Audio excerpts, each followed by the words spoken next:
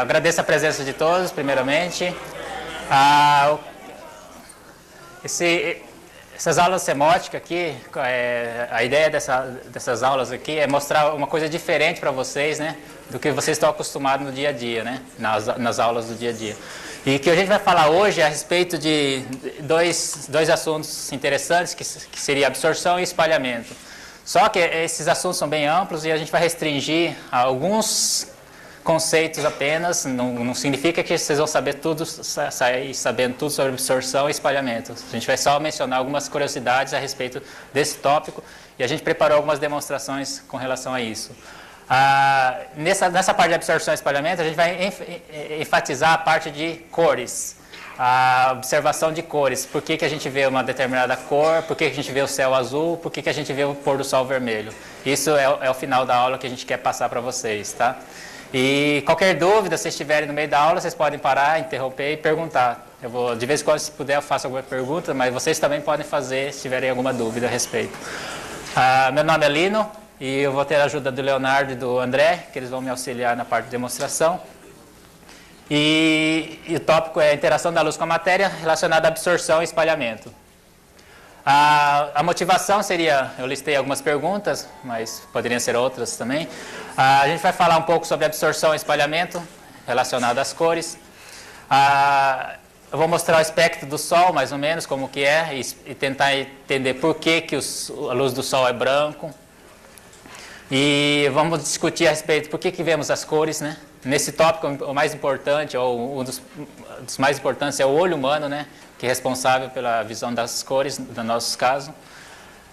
No final, eu vou fazer duas experiências e vou mostrar a origem da cor do céu azul e o pôr do sol vermelho.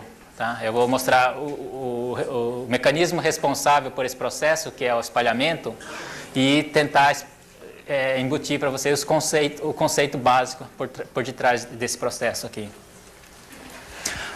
Nesta aula a gente vai ver então esses tópicos só, não vai ser completo, mas na parte de absorção a gente vai discutir a origem das cores em objetos opacos, objetos translúcidos e objetos emissores de luz, os meios emissores de luz. Tá? Dependendo do meio, por isso que eu estou falando, que é importante essa correlação de coisas. O meio é importante tanto para observar as cores dos objetos, e vamos discutir esses três tipos de meios, mais ou menos, que existe, que pode acontecer. Na parte de espalhamento, a gente vai mostrar dois tipos de espalhamentos que ocorrem na natureza, né? O espalhamento, só nomenclatura, mas o espalhamento Mi e espalhamento Rayleigh. E eu vou mostrar aqui, que no caso do espalhamento Mi, é devido a partículas grandes. Partículas grandes, a gente fala grande, com relação ao comprimento de onda, ao tamanho da onda. No caso da visão, a gente está interessado na luz visível. Então, com relação à luz visível, o espalhamento Mi ocorre por partículas maiores que o comprimento de onda. E no caso do espalhamento Rayleigh, que é também o nome do homem que descobriu esse processo, é relacionado a partículas pequenas. Tá? Então, a divisão do espalhamento é tudo espalhamento, só que a nomenclatura vem do fato do tamanho das partículas que espalham. Tá? E com esse processo, os dois processos, a gente consegue explicar os fenômenos de cores no céu. Tá? E lógico, acrescentando a tudo isso, tem a luz, né, a iluminação, que é responsável, que no caso do dia a dia, assim, no ambiente externo seria o sol, e ambiente fechado seriam as lâmpadas, e o olho humano. Devido às características do olho humano, a gente vai tentar explicar o porquê que a gente vê as cores. Eu vou mostrar lá que, na verdade, o olho humano não enxerga todas as cores. A gente enxerga três cores e com essa composição das três cores, a gente consegue ver o arco-íris. Então, na determinação das cores dos objetos, a gente tem três parâmetros importantes. Iluminação, luz. A interação da luz com a matéria vai depender do meio que está sendo iluminado. E outro caso importante seria a detecção, que é o olho humano. Esse caso do olho humano é importante destacar que o nosso olho humano pode ser diferente dos outros animais. Então, significa que o que a gente enxerga em termos de cor, em termos de espectro, pode ser diferente dos outros animais. Tá? A coruja, o gato, o cachorro, ele enxerga bem o pessoal fala bem melhor que a gente, mas no caso é que ele enxerga outros espectros que a gente não enxerga, então é diferente. No caso que a gente está preocupado é no olho humano, então a gente vai se restringir ao nosso caso. Antes de mais nada, mostrar o espectro eletromagnético da luz. Esse aqui é o espectro mais ou menos bem amplo, que cobre desde raio gama até AM, ondas de rádio. E sendo que a parte que a gente está interessado na parte de iluminação compreende a região do visível, que a gente chama. O nome visível vem do fato que é a região que o olho humano enxerga. Tá? Então, tipicamente, nós enxergamos de 400 nanômetros até 700 nanômetros.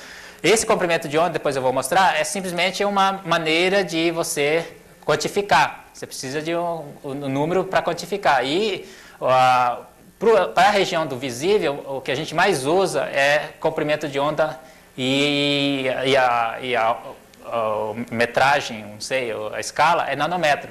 Nanômetro é 10 a menos 9 do metro, então é um comprimento bem pequeno, tá bom? E ao redor do espectro visível, vale destacar que a gente tem o infravermelho, logo acima da região do visível que a gente enxerga, tem uma região que é o comprimento de onda maior que o espectro visível, compreende a região do infravermelho. Infravermelho a gente também não enxerga, mas existe essa radiação. Depois acima vem o radar que é usado, por exemplo, para detecção de avião, mapeamento, acompanhamento de voos. Depois vem FM, usado para comunicação de rádio. Depois ondas de TV. Mais acima tem o micro-ondas, que é usado no forno de casa, né, forno de micro-ondas. E a onda AM, que é a onda também de rádio. Abaixo disso, abaixo do visível, a gente tem ultravioleta, que é uma região importante também, porque causa queimadura, né? A luz responsável, a radiação responsável por bronzeamento é essa região ultravioleta, né?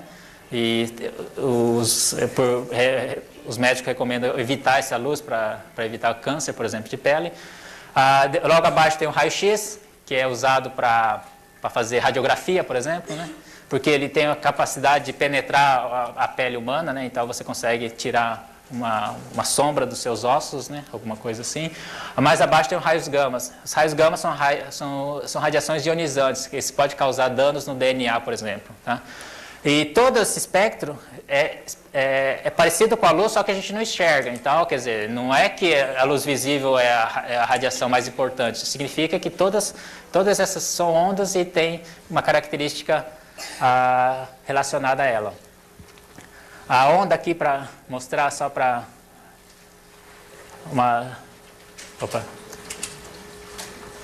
só a parte teórica, mas só em termos de definição, a gente define como comprimento de onda o período entre o máximo e o outro, e é uma distância, pode ser definida em nanômetro, né?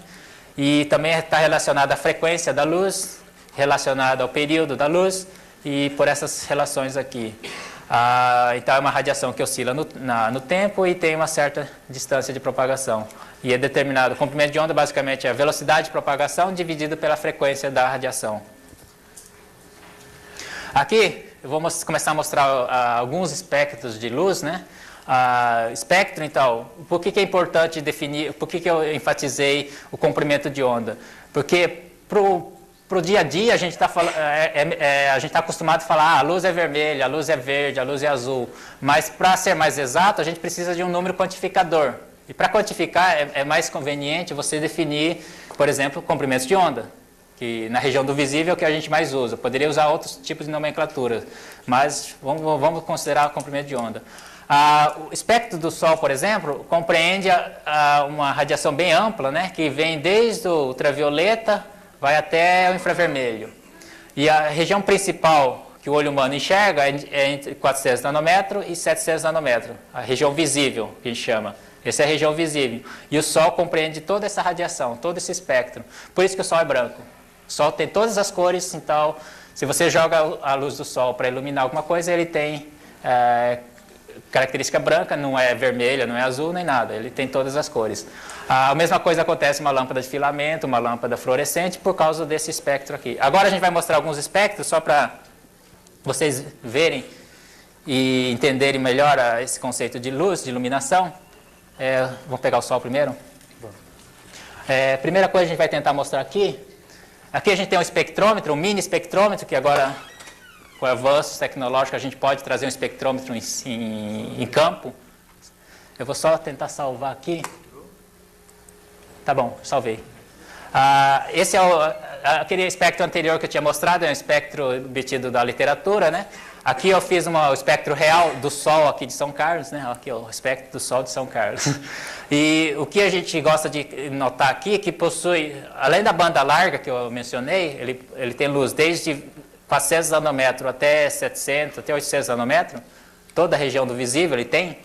E outra coisa interessante dessa radiação é o fato de ele possuir esses buracos. Esses buracos não é defeito da detecção, é simplesmente característica da luz do Sol. Esses buracos advêm do fato de que a luz, ao propagar lá do Sol para a Terra, ele percorre vários meios. O principal meio absorvedor, por incrível que pareça, é a própria atmosfera do Sol. Então, o núcleo do Sol é quente o suficiente que gera radiação, pela fusão lá do hidrogênio. Mas ao sair do núcleo do Sol e propagar na atmosfera do Sol, ele é absorvido em várias linhas, que a gente chama. E essas linhas caracterizam a absorção do gás que contém na atmosfera do Sol, que é basicamente hélio e hidrogênio. Então, se determinou que essas linhas de absorção, as principais linhas, advêm do próprio Sol. Então, o Sol já vem cheio de buraco no espectro, isso é normal. Mas, além disso, a parte interessante é observar que, ao propagar na atmosfera, pode acontecer outro tipo de absorções. Por exemplo, se tiver poluente na atmosfera, você pode monitorar algum tipo de absorção que aparece devido a algum tipo de gás, algum tipo de sujeira. Tá? A gente vai mostrar outros espectros de outras fontes de luzes. Só descongelar a imagem aqui. Aqui tem uma lâmpada, essa é uma lanterna, né? Lâmpada de halógena, normal. Vocês conseguem ver o espectro lá? Deixa eu segurar aqui que é melhor você controlar. Eu vou salvar aqui só para fechar. Saturou. Opa. Ficou pequeno, mas tudo bem, dá para ver aqui. Esse é o espectro de uma lâmpada de filamento, por exemplo. Não tem nenhum buraco, porque ele não propagou em nenhum meio, nada, então você tem uma luz pura. Ele tem a luz aqui desde o azul até o infravermelho. Ele tem mais infravermelho do que essa parte aqui, ó. Essa parte aqui é a principal parte do visível. Então, a eficiência da lâmpada de filamento não é tão boa, porque ele desperdiça muita luz, ele produz muita luz no infravermelho que você não enxerga. Então, isso em termos significa que uma luz de filamento não é a melhor lâmpada que existe, né? Aí, vamos mostrar outros tipos de lâmpadas, tipo de iluminação. Aqui a gente tem cadê o kit? Tá lá em cima. A gente trouxe aqui um kit de LEDs, né? Só para mostrar. LED é mais ou menos um tipo de fonte de luz bem moderna, né? Porque surgiu recentemente, mas está se evoluindo muito, mas é um tipo de iluminação bem diferente do filamento, da lâmpada de filamento. Aqui, por exemplo, tem uma luz vermelha, uma luz laranja, uma luz verde, uma luz azul. Aqui tem acho que a branca, né? Tem o LED branco já. Tem o laranja e aqui tem o infravermelho. O que eu vou mostrar aqui no espectrômetro é mostrar justamente a característica, a propriedade que a luz tem. Por exemplo, quando você vê uma luz vermelha, significa o quê? Que aqui eu tenho o espectrômetro, eu posso medir o comprimento de onda. A luz vermelha, então, gira em torno de 650 nanômetros. Você vê vermelho porque o comprimento de onda é em torno de 600 nanômetros. Pegou uma luz laranja, eu vou só deslocar aqui, ó. Espectrômetro, eu venho aqui, caracterizo numericamente qual é o comprimento de onda. 593 nanômetros. Então, a luz laranja é 590 nanômetros. Pega a luz verde vai um pouco mais perto do azul, mudou o comprimento de onda, 560 nanômetros. Pega a luz azul mais embaixo, qual o comprimento de onda? 463 nanômetros. Então, essa é uma maneira mais exata de você caracterizar uma cor. Uma coisa é você falar, essa luz é verde, outra coisa é você medir o espectro realmente da luz. A luz branca, no LED branco, por exemplo, é bem diferente da luz de filamento. Por quê? Onde que ele se concentra a luz aqui? Toda na região do visível. Ele não desperdiça energia na região do infravermelho, nem na região do ultravioleta que a gente não enxerga. Então, ele é uma luz muito eficiente para iluminação. Agora, tem outro tipo de lâmpada aí, que o Tchê vai acender, mas acho que ninguém vai enxergar. Aperta o botão, Tchê. Ele está apertando, ele está acendendo, mas ninguém vê. Aí eu vou mostrar aqui no espectrômetro que essa luz realmente existe. Que é aqui, ó. Que é uma luz no infravermelho. Como o olho não enxerga, não significa que não existe. Existe a radiação, mas o olho humano não consegue captar. E essa luz aqui de infravermelho, esse LED aqui infravermelho, é usado muito em controle remoto, em casa. Quando você aperta o botão do controle de volume, de mudar canal, tem uma luzinha acendendo lá na frente do seu controle remoto, ele manda a informação para a sua TV e a sua TV interpreta a mensagem e muda de canal, aumenta o volume e assim por diante. E essa luz que é usada é infravermelho. A escolha dessa luz não é à toa, né? Porque você não quer uma luz que, quando você aperta o botão do controle remoto, fique acendendo. Fica acendendo uma luz vermelha lá na frente da sua TV. Você não quer que aconteça isso. Então, você escolheu um comprimento de onda nessa região. E, além disso, essa luz aqui de infravermelho é muito eficiente. Então, ela é muito bom para ser usado nesse caso aí. Tem outra fonte de luz? Acho que só essas, né? Esses são os casos de fontes mais comuns. A gente acho que não tem aqui, esse aqui não tem. Se a gente tivesse a lâmpada fluorescente, daria para ver também que tem umas características importantes aí.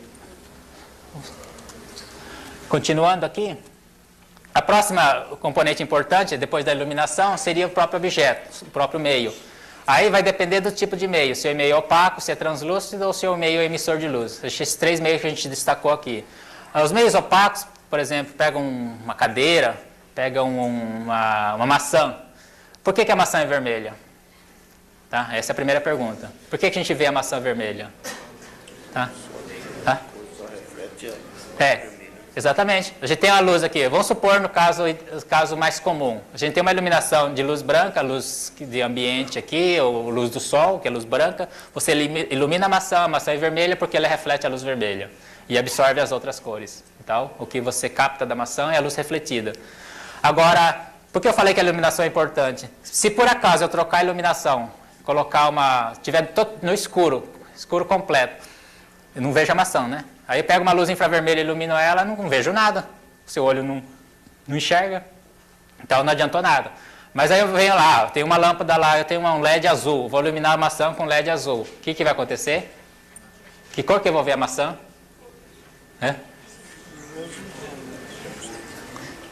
Tem mais ou menos assim? No chute?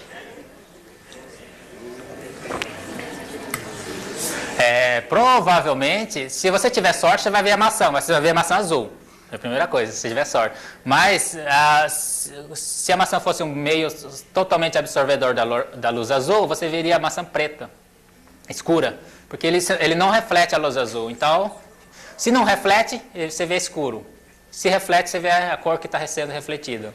Tá bom? Então, a maçã significa que reflete mais o vermelho, mas não significa que ele não reflete o azul. Ele pode refletir um pouco, mas bem menos do que a vermelha. Por isso que a vermelha acaba dominando e determinando a cor. O mesmo acontece para meios translúcidos. Os meios translúcidos, por exemplo, pegam um vidro de garrafa, azul, vermelho, tem várias cores. A cor dela é determinada pela luz que é transmitida por ela. Você pega um vidro vermelho, ela é vermelha porque ela transmite bem a luz vermelha. E as outras cores são absorvidas. Aí vale a mesma coisa para a maçã. Se você iluminar com uma outra cor, a cor do objeto, pode ser que você não consiga ver o vermelho, por causa que a iluminação não está exata com relação à cor dela. Outros objetos, amarelo, também é a mesma coisa. E o último caso que pode acontecer seria um meio que é emissor de luz. Você tem um meio que além de ter a cor própria dela, de absorção e de reflexão, ela tem uma cor que advém da emissão dela, tá? E aí a gente gosta de mostrar aqui alguns meios emissores que são corantes. Esses corantes são muito usados, por exemplo, em detergente de casa, assim, aquele colorido do detergente. Ele tem uma cor própria dela, mas além disso, tem uma contribuição da emissão dela. Então, por exemplo, dependendo da iluminação que você faz, ele pode mudar de cor. Aqui no caso aqui eu vou fazer uma brincadeira, vou pegar tem esse vermelho, mas esse amarelo dá para ver melhor. Eu venho aqui, ó, pus uma luz verde, iluminei com uma luz verde, mas ele ficou meio amarelado. Meio verde, meio amarelado, né? Tá? Quer dizer, esse meio emite luz, então você pode mudar a característica da luz iluminando aqui. Aqui no caso eu estou iluminando com luz branca, então eu consigo ver amarelado porque ele emite amarelo. Aqui, agora eu só intensifiquei esse processo aqui, mas se eu iluminar com verde, eu consigo ainda ver o amarelo dela porque está emitindo. Mas se eu pegar uma luz vermelha, não acontece nada. Porque esse corante não tem a propriedade de absorver a luz vermelha e emitir uma outra radiação. Ele só tem condição de fazer isso se eu iluminar com uma luz verde. Por exemplo, aqui no caso da luz branca, ela tem verde, então ela consegue excitar e fica amarelado. Se estivesse no escuro, se tivesse uma luz vermelha, ele ficaria escuro. A luz, você não veria nenhuma cor desse corante. Agora a gente vai fazer aqui uma brincadeira só para mostrar a mesma coisa. Tem o espectrômetro. Por aqui, né? Melhor. E aí na tela vocês vão ver a emissão do corante. Dá para pegar? Então, a cor do corante seu é em torno de 550 nanômetros, né? A principal emissão desse corante é em torno de 530 nanômetros, 540 nanômetros. Então, a cor dela é meio amarelado, esverdeado. Esse é o natural dela. E aquela linha fina é o laser. Eu não mostrei no começo, mas a diferença do laser para uma luz normal é esse fato de ser o laser super estreito em termos de comprimento de onda. Ele é praticamente monocromático. Tá bom? Aí tem outro corante, que é o mais laranjado. Você observa que a luz agora é emitida mais para em torno de 600, próximo de 600 nanômetros. Então, é uma outra cor. Então, cada corante tem uma característica, devido à sua emissão, ela tem sua cor própria. Mas essa cor só é possível ver devido à iluminação. Se você não excitar o corante, ele não emite, então você não tem cor. Tá? É que aqui, por coincidência, a iluminação ambiente é suficiente para produzir uma cor nela. Continuando, o terceiro elemento importante que a gente vai discutir é o olho humano. O olho humano, por natureza, é composto de bastonetes e cones. Sendo que os bastonetes são responsáveis pela visão de contraste. Quando a gente vê uma cor claro e escuro, quem está atuando mais são os bastonetes. Tá? No caso de cores, aí tem o outro sensor, que são os cones. O olho é composto de vários sensores, e são eles cones e bastonetes. No caso dos cones, são os responsáveis pela visão de cor. Só que, por coincidência, pela natureza, o nosso olho humano é composto de 3 tipos de cones, 3 tipos de sensores diferentes. Um que é mais sensível ao vermelho, outro que é mais sensível ao verde, e o último sensível mais ao azul. Ou seja, o nosso olho não consegue distinguir todos os comprimentos de onda, todo o arco-íris. A gente consegue distinguir principalmente essas 3 cores. Tá? É uma característica natural do nosso olho. Então, daí vocês começam a pensar quais são as consequências desse processo aqui. Só que ver um zoom do olho, tem um olho humano, né? Tem o cristalino, onde você pega a imagem, você focaliza na retina. A retina que é composta desses sensores, dos cones e dos bastonetes. O nome cones e bastonete advém do formato dessas células. E o formato alongado, então deu-se o nome de bastão, né? Bastonete. E o formato de cone, aí se deu o nome de cones. Tá? E descobriu-se que os cones são sensíveis ao colorido e os bastonetes são sensíveis ao contraste. Continuando aqui, como eu havia dito, temos 3 tipos de sensores, 3 tipos de cones, cada um sensível a um determinado espectro. Por exemplo, o vermelho, vamos chamar de cone tipo Rho, ele é sensível a esse espectro aqui, ele é mais sensível em torno do vermelho, lógico que ele não é só o vermelho, ele tem uma regiãozinha que ele cobre. Tem os cones verdes e os sensíveis ao verde, que é caracterizado por esse espectro de sensibilidade, e os cones azuis, que são sensíveis a esse range de comprimento de onda. Então, nós temos apenas 3 sensores de cor. A gente tem o azul, verde e vermelho. Cada qual tem sua sensibilidade. Aqui é uma composição da sensibilidade das 3 cores, dos 3 sensores de cores, e mais os bastonetes, de tal forma que a gente tem a máxima sensibilidade em torno do verde para o amarelo. Tá? e por coincidência, devido à evolução biológica, coincide com o máximo do espectro solar. Essa é a região que o Sol emite mais radiação, que chega mais radiação na Terra nesse comprimento de onda, e o olho humano é o que enxerga melhor também nessa região. Dessa forma, vocês podem até imaginar por que surgiu esse tipo de denominação. Tá? Se o olho humano só enxerga 3 cores, não há necessidade de ter outras cores para compor, para o olho sentir o arco-íris. Tá? Basicamente é isso. Então, quer dizer, teoricamente, se a gente descobriu que o olho é sensível a apenas 3 cores, então, se a gente enxerga o arco-íris, significa que com esses 3 sensores a gente consegue compor qualquer cor. Então, fundamentalmente, descobriu-se que você, tendo essas 3 cores, você consegue gerar todo o arco-íris. Você não precisa ter uma luz laranja para ver laranja. Basta combinar duas ou 3 cores, você consegue gerar o laranja para o seu olho. O que o olho sente é o laranja, mas não necessariamente você tem uma cor laranja. Tá? É uma coincidência que o olho interpreta como laranja.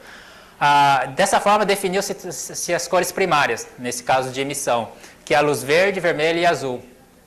Então, cores primárias são as cores que coincidem com a sensibilidade do olho humano. Tá? Da mesma forma, definiu-se cores secundárias que originam da mistura de 2 cores primárias. Se você pega uma cor verde e mistura com vermelho, você gera o amarelo. Você pega o vermelho e mistura com o azul, você gera magenta. E o verde com o azul, você gera o ciano. Então, essas 3 cores aqui, ó, magenta, ciano e amarelo, são as cores secundárias, que são compostas de 2 cores primárias. Tá? Depois a gente enfoca mais esse detalhe. Dessa forma, também, como consequência da nossa visão, do nosso olho, surgiu esse código, o tal do código RGB, que vem do inglês. Vermelho, verde e azul.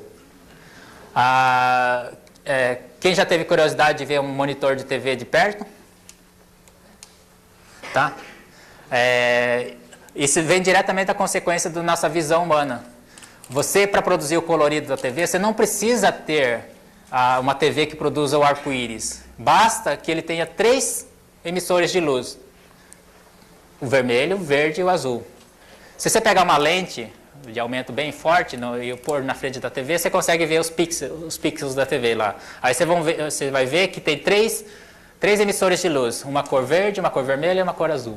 Tá? É o tal do RGB, padrão RGB. Isso são usados em monitores, em projetores também. E esse tipo de composição de cor a gente chama de o método por adição de cores. Então, por adição de cor, você consegue produzir o arco-íris completo com apenas 3 cores. Simplesmente porque o olho humano não tem outro sensor. Então, não compensa, não precisa usar outras cores. Só essas 3 cores é suficiente. E da mesma forma, você pode também gerar o arco-íris usando outro tipo de combinação. No caso, você pode usar por método de subtração de cores. A palavra subtração vai ficar claro com uma demonstração que a gente vai fazer. E esse método aqui de subtração de cores é usado nas impressoras coloridas. Quem já teve curiosidade de abrir uma impressora e observar quais são as cores dos toners ou do jato de tinta que tem lá dentro? Alguém já teve a curiosidade? Lembra das cores? Ciano, magenta, preto e amarelo. Por que não são as cores primárias? Se é possível gerar. Processo, né? O processo aditivo e o processo subtrativo. O aditivo é a absorção. E o aditivo emissão. É a composição, né? Mistura por emissão.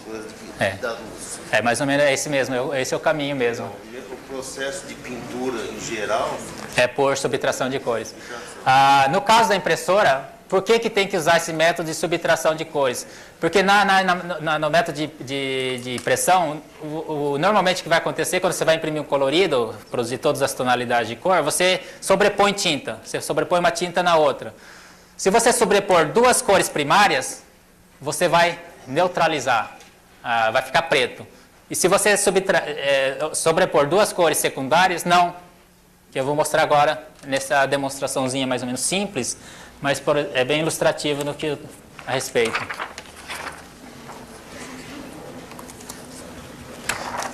Aqui a gente tem 3 cores primárias. azul, verde, né?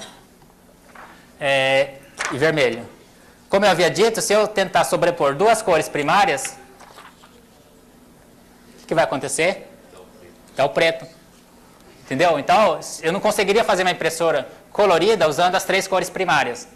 Para isso, eu preciso usar as cores secundárias, que são ciano, o amarelo e a magenta.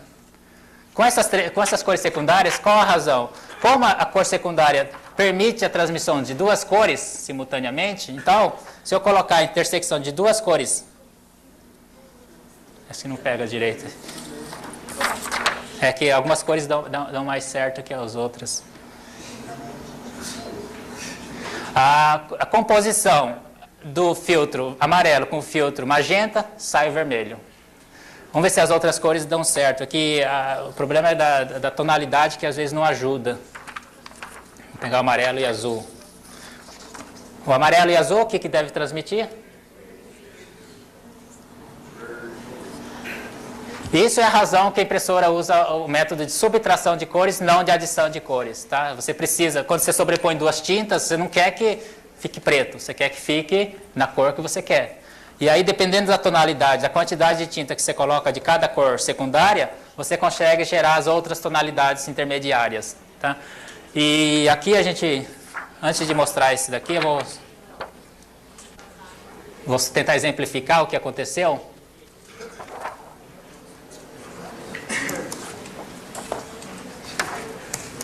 Aqui, ó.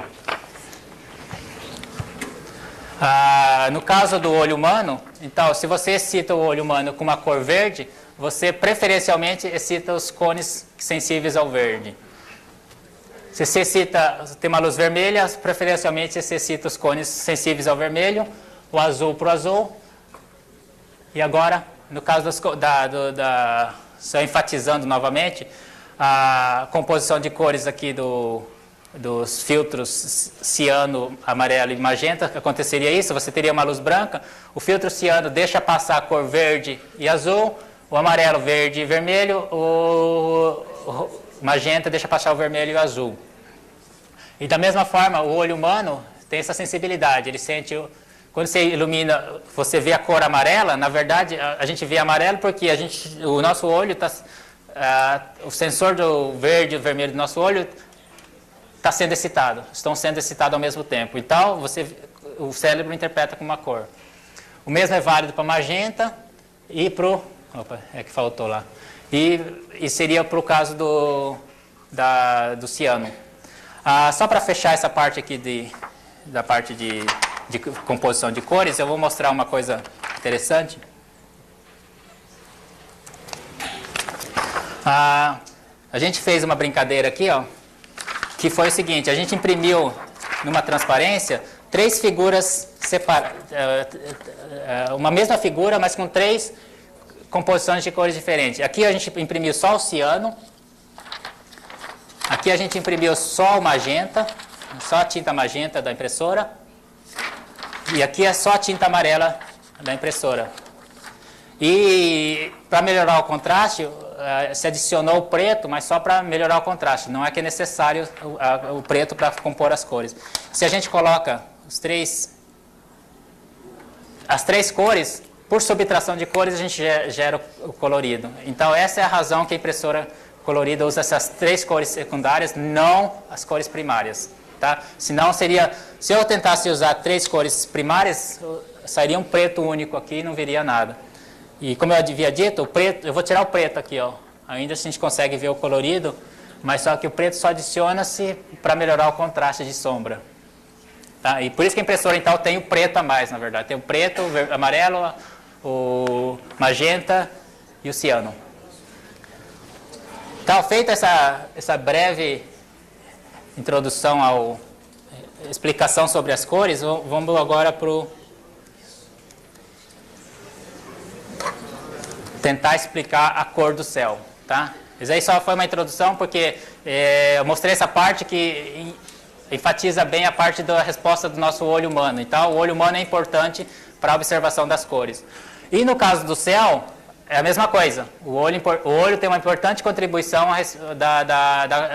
com relação à explicação do azul do céu. Da mesma forma, para explicar a cor do céu, a gente tem a iluminação, no caso o Sol, que é o responsável. No caso da interação da luz com a matéria, no caso é a atmosfera, né, que é o meio que está interagindo, e o nosso olho humano, que a gente já falou bastante sobre ele. Esse só para ilustrar o que a gente quer entender, é o céu azul. Aqui é um dia aberto, né, como hoje, você tem o céu praticamente azul, né, sem nuvem nenhuma. A explicação desse azul a gente vai tentar entender agora. E da mesma forma a gente vai tentar entender essa parte, por que o pôr do sol é avermelhado e não é azul também, ou outra cor. Então a gente vai tentar entender esses dois contrastes. A atmosfera, que é o meio que está interagindo, é composta do quê? Basicamente, 78% de nitrogênio, 21% de oxigênio, e sendo que essas partículas, vamos chamar de partículas, são muito pequenas.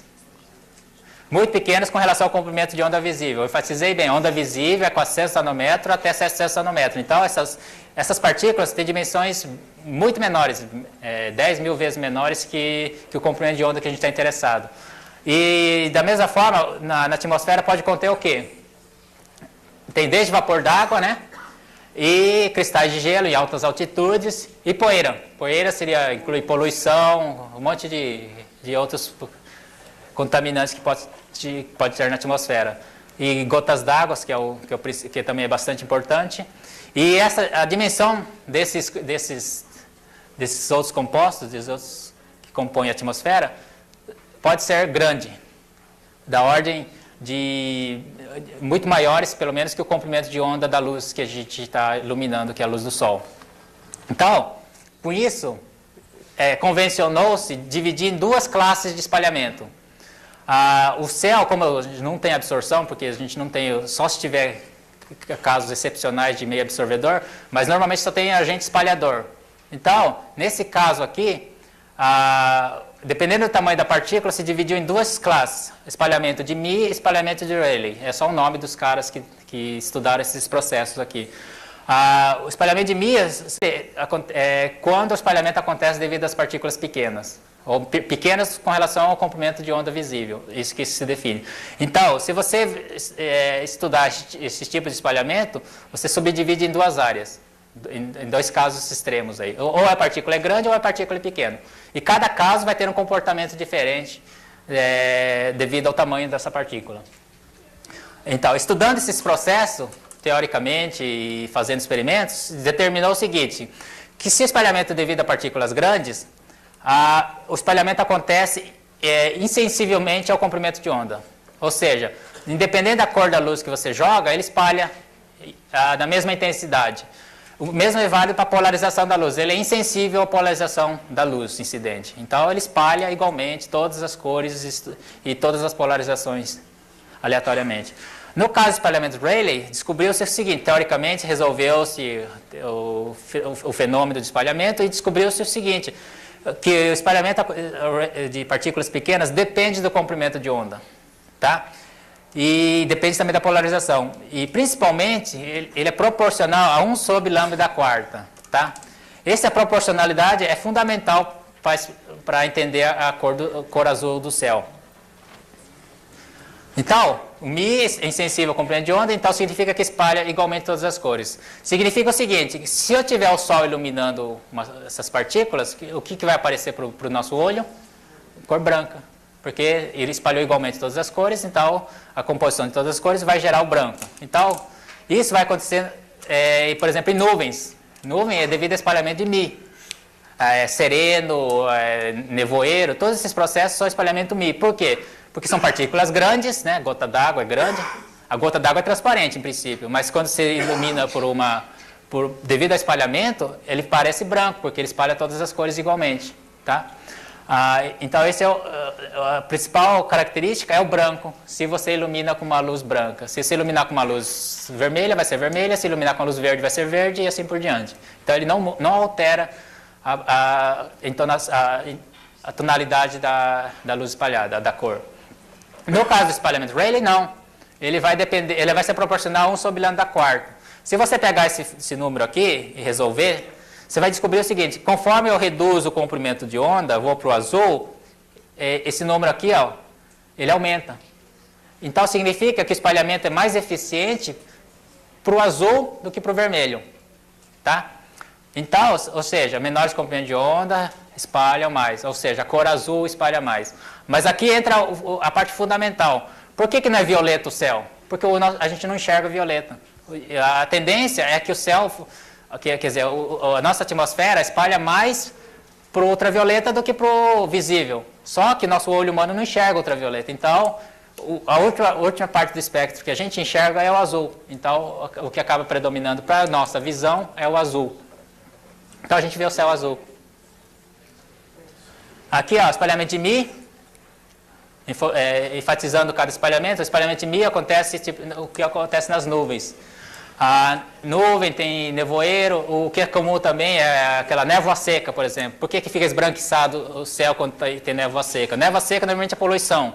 Poluição, fumaça, são partículas grandes. Então, caracteristicamente, é branco. Então, você vê esbranquiçado. Tá?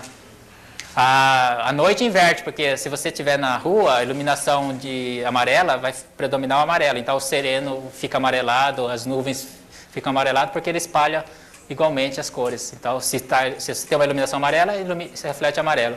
No caso de dia, que a iluminação é branca, então você vê a nuvem branca. Tá? Aqui a gente vai fazer uma simulação a respeito disso. A gente trouxe aqui um espalhador. Aqui a gente trouxe uma cuba d'água e a gente vai fazer essa brincadeira de espalhar. No caso aqui eu trouxe um agente espalhador, no caso eu trouxe alumina. Alumina são partículas que são usadas para polimento, mas eu tenho controle do tamanho dessas partículas. Eu coloquei aqui em torno de 5 micron. Então, 5 micron é maior que o comprimento de onda visível. Então, eu vou usar esse como agente espalhador. Eu vou colocar aqui. Poderia usar outras partículas. Acho que giz deve ser uma partícula boa também, que são partículas grandes. Então, você pode simular um espalhamento tipo Mi. Só vou agitar aqui. No caso de espalhamento tipo Mi, a característica principal é que, se você observar a luz espalhada aqui, dentro da cuba de água, você vê o esbranquiçado, né? Você vê um branco. Toda a luz espalhada é branca. Só estou colocando aqui só para... E, além disso, não acontece nada de estranho na luz transmitida. Aqui, como a luz é muito espalhada, praticamente não sai luz aqui no final dessa cuba de água aqui. Mas o principal que eu quero que vocês notem é que essa luz aqui é praticamente branca, né? Se eu tivesse uma iluminação verde, você veria uma luz verde. Nada de estranho, né? Então, isso explica por que a nuvem é branca. Ou a nuvem, o sereno é branco. Agora, continuando com o espalhamento, a gente vai para esse último tipo de espalhamento, que é o espalhamento Rayleigh. O espalhamento Rayleigh é o que explica a cor azul do céu, como eu enfatizei. Nesse caso, você tem a luz incidente, só que a luz incidente, em vez de espalhar igualmente todas as cores, ele preferencialmente vai espalhar o azul, não todas as cores. Então, esse espalhamento azul é muito mais forte que o espalhamento que acontece na luz vermelha. Então, preferencialmente ele espalha o azul. O que vai acontecer? Se você tem por exemplo, pega a Terra aqui, você tem o Sol, que é branco, aí ele vai propagando na atmosfera, que é só visão esquemática, vai espalhando aqui. Como ele preferencialmente espalha o azul, se você tiver um observador aqui, ele vê o céu azul, você vê para cima, você vê azul. Agora, imagine o seguinte, no pôr do sol, o que acontece no pôr do sol? No pôr do sol, você está vendo o sol de frente. Se você está vendo o sol de frente, significa que a luz do sol teve que propagar uma distância muito grande da atmosfera. Se você removeu a maior parte do azul do sol, do espectro do sol, o que vai sobrar da região do visível? O que vai sobrar do visível? Vermelho. Mas por que é vermelho? Porque o nosso olho humano enxerga o vermelho também. A gente enxerga dois extremos, azul e vermelho, né? Esse espectro.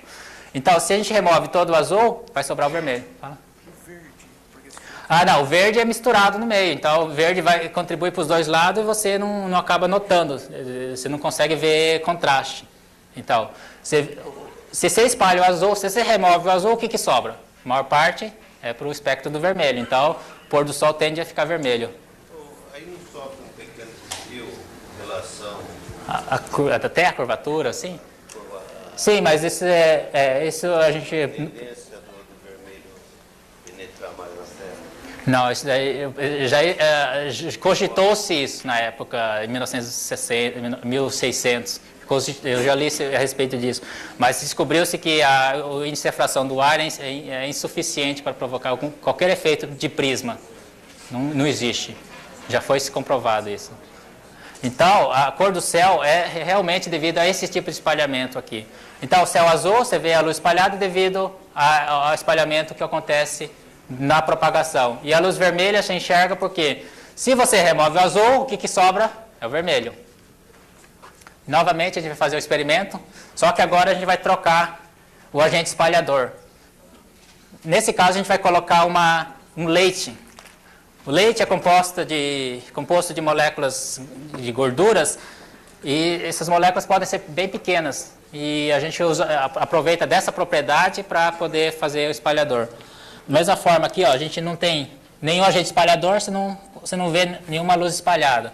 No momento que eu coloco algum agente espalhador, eu vou colocar o leite.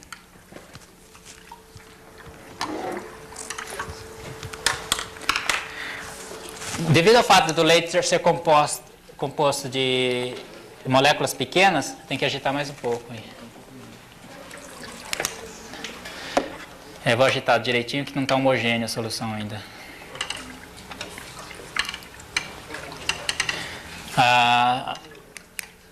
Vocês conseguem observar que, diferente do espalhamento de Mi, você tem uma entonação avermelhada no final da transmissão da luz. Consegue observar? O pessoal do fundo consegue ver? E isso você consegue fazer em casa, por exemplo. Pega uma PET de refrigerante, uma vasilha de refrigerante, mistura um pouco de leite na água, pega uma lanterna, você vai observar que a luz transmitida é bem avermelhada com relação a... Aqui você vê uma leve tonalidade azulada, mas só que o azul é mais difícil de perceber.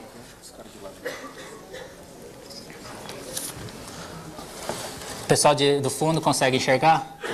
Que a luz transmitida é avermelhada. Então, se você estiver olhando o Sol contra a atmosfera, a tendência é você ver o Sol avermelhado. Se você vê a luz espalhada aqui, a tendência é azulada. Tá bom? Aqui dá para ver bem esse contraste aqui, esse final do percurso da luz. Pelo fato de a gente ter removido a maior parte do azul, acaba sobrando o vermelho do espectro aqui. E outra curiosidade é que por que a gente não consegue enxergar bem o azul? É que a lâmpada que a gente está usando não tem muito azul. Essa é uma dificuldade, hein? Teria que ter uma lâmpada que tivesse mais cor azul. No caso, a gente não tem. E para finalizar, a gente vai só mostrar uma curiosidade. Um dos fatores fundamental que determinou que o espalhamento do céu é devido ao espalhamento Rayleigh é o fato da polarização. Teoricamente, se previu que a luz, devido ao espalhamento de partículas pequenas, deveria depender da polarização. Tá? Então, vamos verificar se realmente é verdade. Se o espalhamento é Mi, ele independe da polarização. Se o espalhamento é devido ao Rayleigh, ele depende da polarização. Então, isso foi determinado teoricamente. E a gente vai mostrar aqui, rapidamente, o que é exatamente esse processo que estavam falando a respeito disso. Vamos ver se a gente consegue ver, que é meio difícil, porque é por causa da distância aí. Aqui eu vou provocar o espalhamento Rayleigh outra vez, e eu vou pôr um polarizador. Se eu colocar um polarizador na vertical, você consegue ainda ver o espalhamento. Mas no momento que eu coloco na horizontal, você observa que diminui significativamente esse espalhamento. Vocês conseguiram notar a diferença? Espalha, não espalha. Espalha e não espalha. Da mesma forma, se você tiver... Aqui vai ter que aproximar, mas se estiver perto, você vai conseguir observar também que aumenta e diminui. Aumenta, diminui. É que a minha mão fica na frente, mas quem quiser ver de perto, isso dá para ver bem certinho. E qual a consequência disso? Qual a principal consequência disso? É esse processo aqui. Se você olha para o céu, se tiver um polarizador na mão, você consegue, olhando o céu, roda o polarizador, você vai observar que o céu escurece e clareia, escurece e clareia. Aí você vai observar que tem uma coincidência nas posições onde clareia e onde escurece, dependendo da posição do polarizador que você colocou. Tá? E coincidentemente, se você observar que a polarização sempre está paralela ou ortogonal à propagação. Tá? Dessa forma, o que você pode usar? O que você pode usar esse fenômeno aqui? Pode imaginar? Esse fato da luz ser polarizada no céu, quer dizer, aqui eu não desenho o resto, mas toda essa luz é polarizada. O que você consegue tirar de conclusão a respeito disso? O que você pode usar?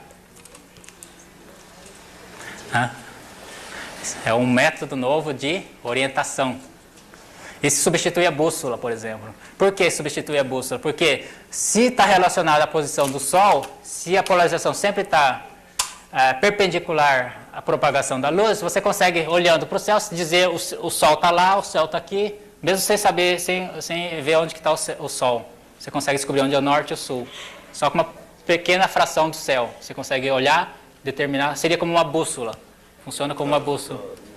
Situação noturna, como é que funciona? Noturna não dá. Não dá. Nesse caso do dia, e tiver, lógico, o céu aberto. Vai ser só uma curiosidade, uma característica que existe e que foi determinante para descobrir que o céu é azul por causa do espalhamento Rayleigh, não outro tipo de interação. Tá? Se fosse absorção e emissão, não deveria depender da polarização. Mas como depende, descobriu-se que é esse processo aqui. Tá bom? E era isso que a gente queria mostrar. Qualquer pergunta, se quiserem fazer agora. É só... Sobrou alguma dúvida, alguma coisa? Curiosidades?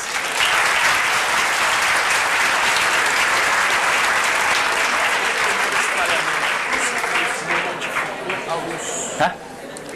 Primeiro espalhamento que você fez não modifica. Porque é um milho lá e o milho não modifica. Não. As moléculas grandes. Esse caso modificou. Você viu que ele absorveu mais. E é o Rayleigh.